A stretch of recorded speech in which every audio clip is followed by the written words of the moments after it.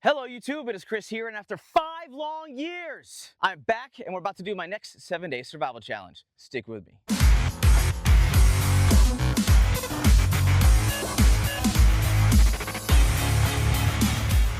Welcome back everybody, and thank you for sticking with me. Yes, I know, it is true. I've hinted, but I'm back. We're doing it and it's happening today. Let's not waste any more time and dive into the contents of my kit. So first things first is my pack. So this is a pack that I got from Cafaro International a long time ago. I think back in like 2017. However, this is the same exact one that I brought on my 30-day survival challenge with my really good friend, Zachary Fowler.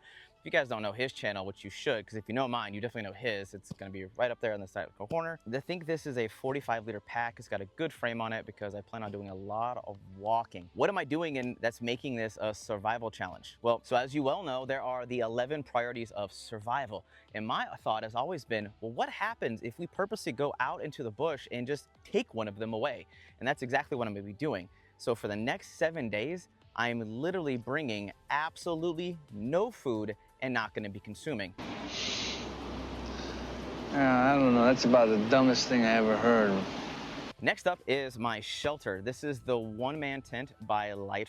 So diving inside the carry case, we have the carbon fiber tent poles, and then we have the actual shelter system itself. Now, this one already has the rain cover and a ground cover intact already in the unit, and it's pre-packed. Moving on from my shelter is my fire kit. So this is my Hidden Woodsman pouch. I love this bad boy.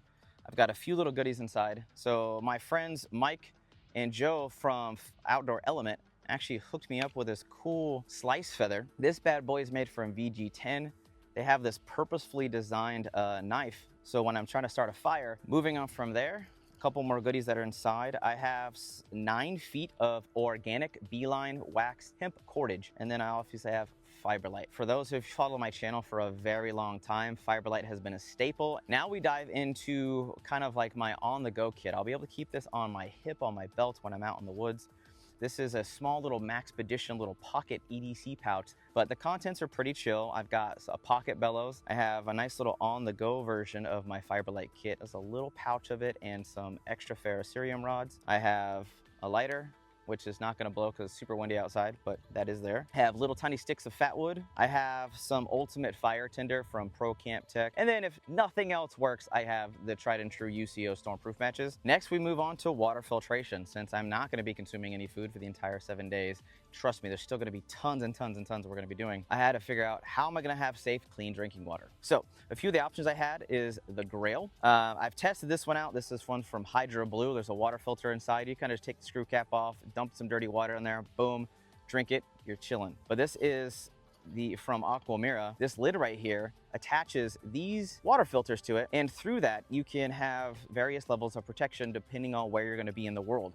And finally, this is an old one that I got from Aquamira. This is their Frontier water bottle filter. But all in all, I think for this particular trip, we're going to take all these away and we're gonna use this bad boy so I can have some fun with these various filters and see how this system works. Last but not least, I have my Hydro Blue 10-liter GoFlow gravity water bag. You guys have seen this in a ton of videos. Last but not least are my tools that I could bring out for the next 7 days. Now, I'm not bringing all these, but these were the ones that I have kept over the years. Now, a top contender for like my big juicy blades, and you guys know I love my big blades, was this bad boy from Work Tough Gear. This is the Puzon Wilderness Bowie.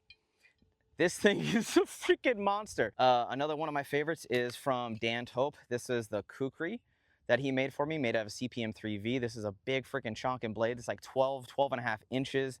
It's like 3/4 of an inch thick. This thing is a chonking freaking monster. Then moving on from there, this is a machete by Bark River Knives made of CPM 1V. Now, this particular machete is amazing. It's the complete opposite of that Kukri. It's a lot thinner. It's got a nice big huge belly on it, so you can sit there and chop and hack away. I'm gonna be rocking this bad boy. One, it's got a good carry system. I've actually had a shorter version of this, but this is the 12-inch field knife by Casey's Knives. This is actually made out of Z-Wear steel, which is very similar in composition to Crewware, which is a very, very hardcore, robust steel. This bad boy is a little bit thinner. It's about 0.20 inches thick, so it's a little bit under 1/4 inch.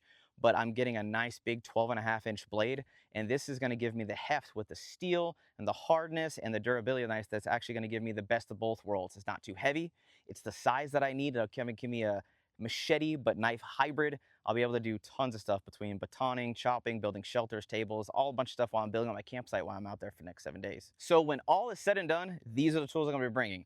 I'm gonna be bringing the field knife by Casey's Knives, my 16-inch hatchet by Council Tools, my special forces shovel. Oh, it feels good to do that again. I'm still worthy. Probably gonna rock the Pocket Boy just because it kind of has a nice friendly tone with it when I need to go get anything done in the woods. And then all in all, I'm bringing my Bible. So for those of you who stuck around this long, how am I gonna keep track of all this and prove to you that I'm not eating? Well, there's not 100% definitive unless I filmed 24 hours a day, 7 days a week, and with owning 2 cameras, that's not gonna be feasible. So one, we're gonna be tracking my weight every single day. I'm gonna be doing a weigh-in in the morning, so you guys can see that. But then I have a ketone meter. This bad boy I got picked up. I kind of got the hint from my buddy Zach. They have this particular sheet right here, which will measure my blood. And with that, if you're at a 0, you're just not in ketosis. No ketosis is detected. And it has the various stages of being an optimal nutritional ketosis based off your diet.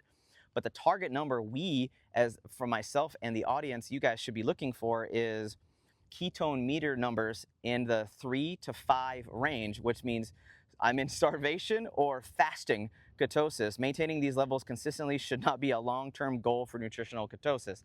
So those are the values we're going to be looking for during the next week.